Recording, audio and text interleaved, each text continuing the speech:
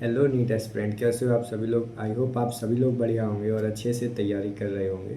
तो ये वीडियो है बेसिकली उन स्टूडेंट के लिए जो नीट 2027 को टारगेट कर रहे हैं। अगर आपने ये वीडियो का थंबनेल देख के वीडियो पे क्लिक किया है, इसका मतलब ये है कि आप नीट 2027 के लिए एक बेटर, आइडियलिस्टिक और सही अप्रोच, जो रोड मैप है नीट 2027 में 27 के लिए, आप उसके लिए वीडियो सर्च कर रहे हैं। तो आप बिल्कुल सही जगह आए हैं। बस मैं इतना कहूँगा, पेशेंसली वीडियो को लास्ट तक देखो। अगर तुम्हें हेल्प होती है, क्योंकि बहुत सारी वीडियो है यूट्यूब पे, है ना, तुम्हें क्या सूट करता है वो तुम्हें फाइनली डिसाइड करना है कि कौन सी चीज़ तुम्हारे लिए बेटर है, कौन सी चीज़ तुम्हारे लिए बेटर नहीं है। ठीक है, तो मैं चाहूँगा आप वीडियो लास्ट तक देखें। और अगर आपको वीडियो में कोई भी क्वेरी आती है तो कमेंट डाउन करें। चलो वीडियो स्टार्ट करते हैं। ठीक है, चलो तो हम स्टार्ट करते हैं complete road map for NEET 2027। बस मेरा इतना कहना है कि आप लोग अगर इस रोड मैप को फॉलो करते हो तो डेफिनेटली यार तुम्हें हेल्प होने वाली है अच्छे से, क्योंकि मैंने खुद भी ये फॉलो किया है और बहुत सारे स्टूडेंट फॉलो कर रहे हैं जो मुझे बताते हैं हाँ भैया ये काफ़ी हेल्पफुल है। हम बात करेंगे सबसे पहले कॉन्सेप्ट क्लियर हमें कैसे करना है। कॉन्सेप्ट क्लियर में हम बात करेंगे कि हमें नोट्स कैसे बनाने हैं, हमें NCERT कैसे पढ़नी है, ये सारी चीज़ें हम बात करेंगे कॉन्सेप्ट क्लियर में। उसके बाद हमें लर्निंग मतलब हमें फार्मूलाज कैसे याद रखने हैं, हमें चीज़ों को कैसे याद करना है, कैसे रिवाइज करना है जो हमें वो याद बनी रहे। ठीक है, उसके बाद क्वेश्चन प्रैक्टिस, उसके बाद हम बात करेंगे मॉक टेस्ट के बारे में।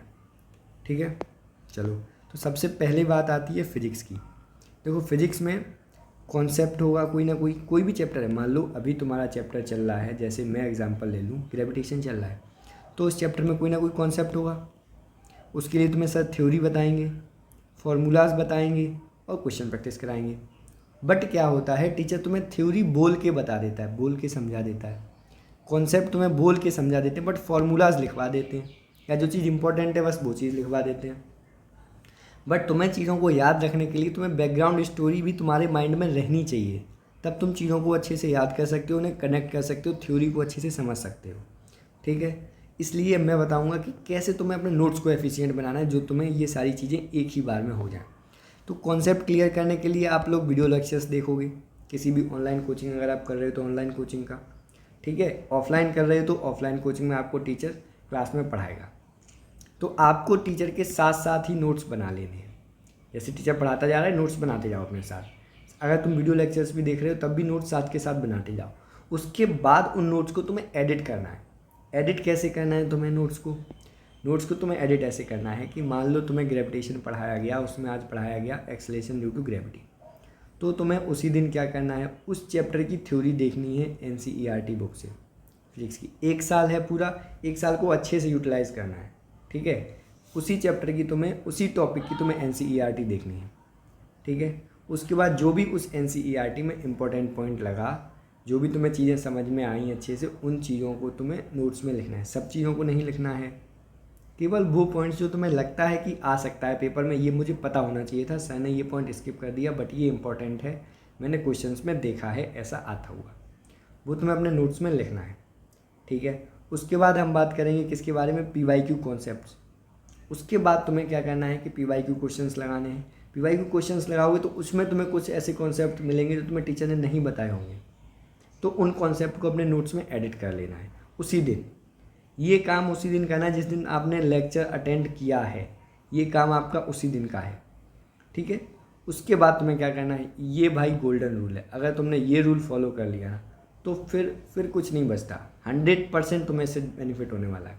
ये रूल क्या कहता है कि तुम्हें 3 लेक्चर पीछे का रिवीजन करके जाना है। थोड़ा सा अलग है, क्योंकि बहुत सारे लोगों ने तुम्हें बताया होगा कि आगे का पढ़ के जाओ, तुम्हें अच्छे से समझ में आएगा, चीज़ें रिकॉल होंगी क्लास में। नहीं, मेरा ये है कि 3 लेक्चर्स बैक रूल।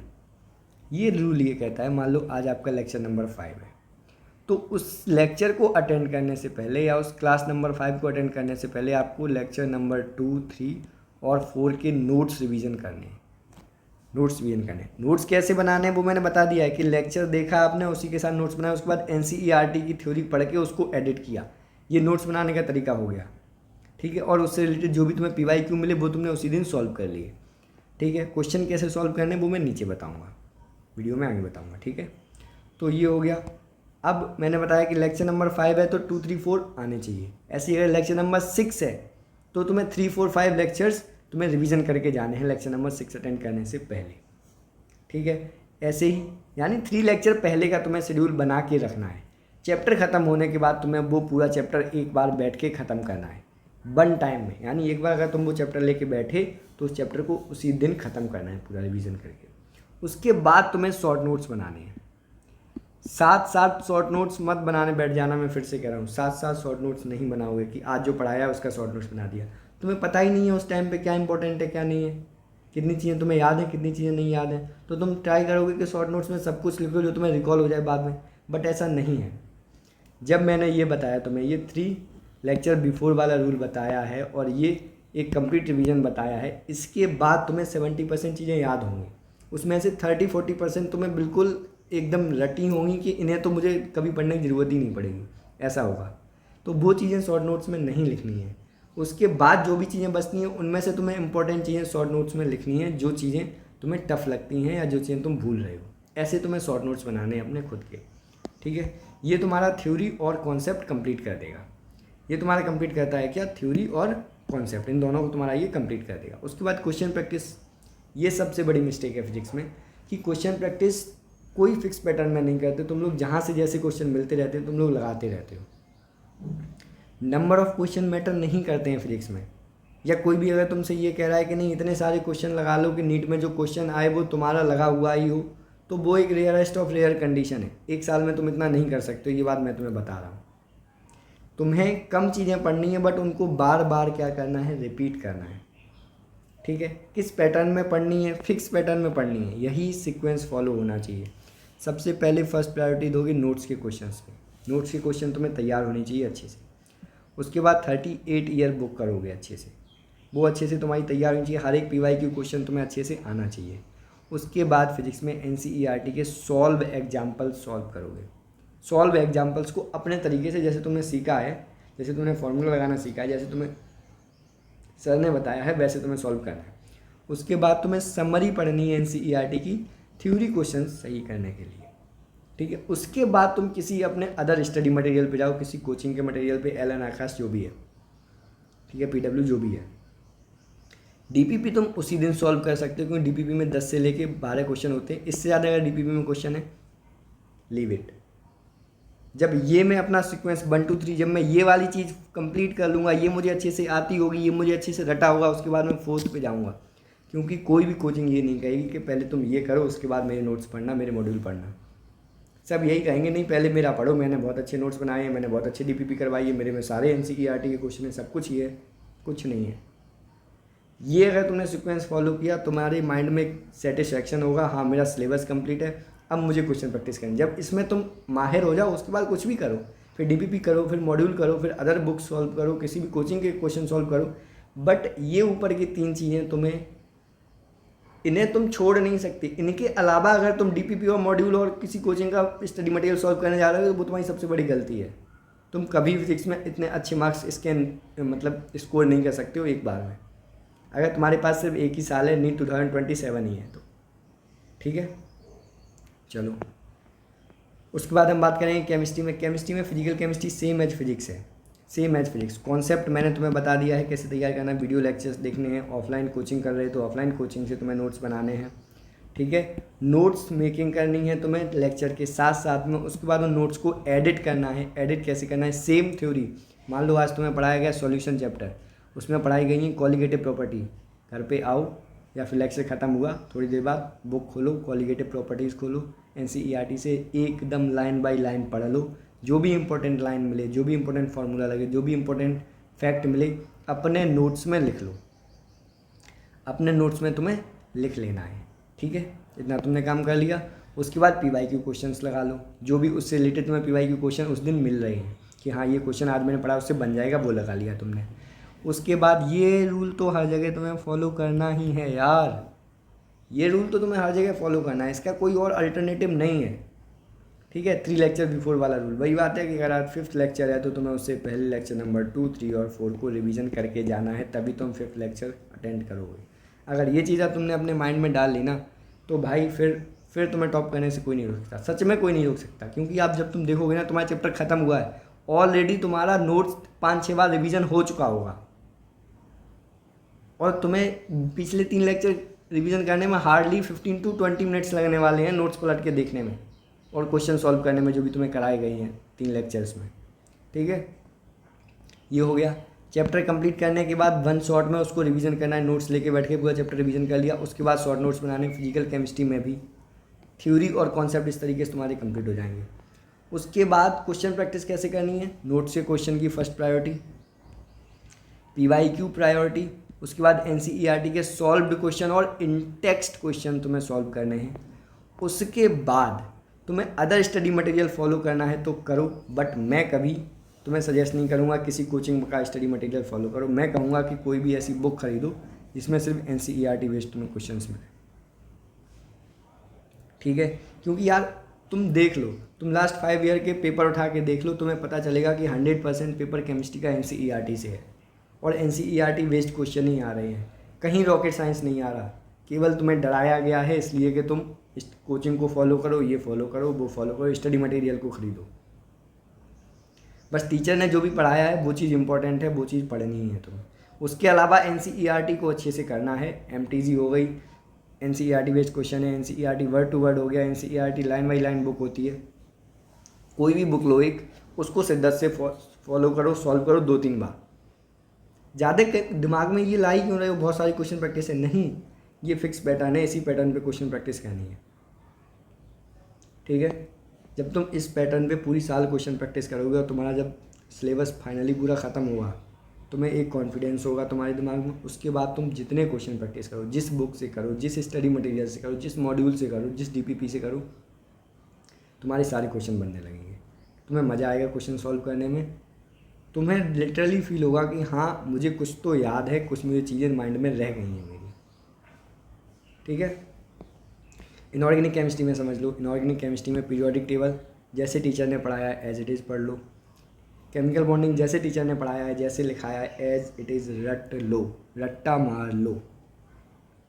ठीक है, ऐसा मैं क्यों कह रहा हूँ, ऐसा मैं इसलिए कह रहा हूँ क्योंकि टीचर इन दोनों चैप्टर्स में बहुत सारी ऐसी चीज़ें कराता है जो आगे वाले चैप्टर में तुम पढ़ोगे। ठीक है, इसलिए तुम्हें हो सकता है अभी चीज़ें समझ में आए, बट तुम जब आगे NCERT पढ़ोगे तो तुम्हें डेफिनेटली वो चीज़ें समझ में आ जाएंगी। इसलिए मैं कह रहा हूँ टीचर ने जैसे नोट समझाया है, जैसे फैक्ट बताया है, जैसे कॉन्सेप्ट बताया है, एज इट इज़ उसको रट लो। उसके बाद तुम्हें क्या करना है, उसके बाद तुम्हें NCERT बेस्ड नोट्स बनाने हैं अपने।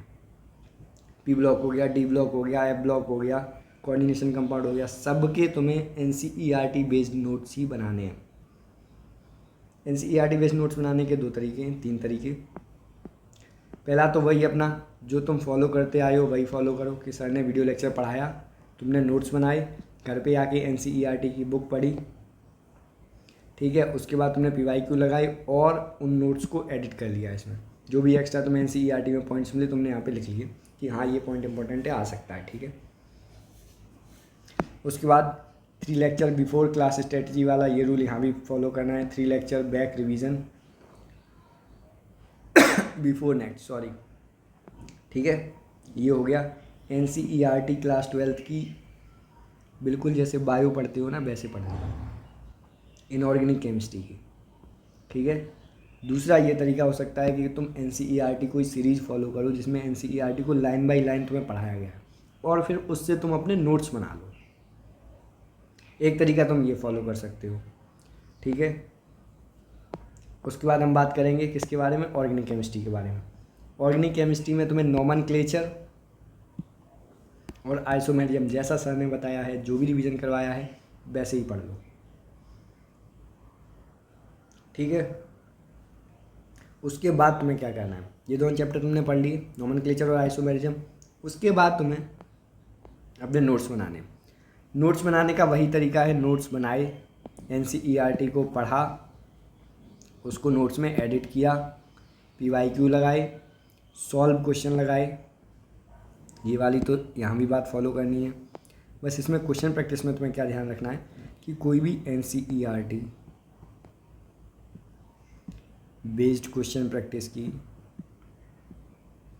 बुक बाय कर लो, ठीक है, उससे क्वेश्चन लगाओ। और NCERT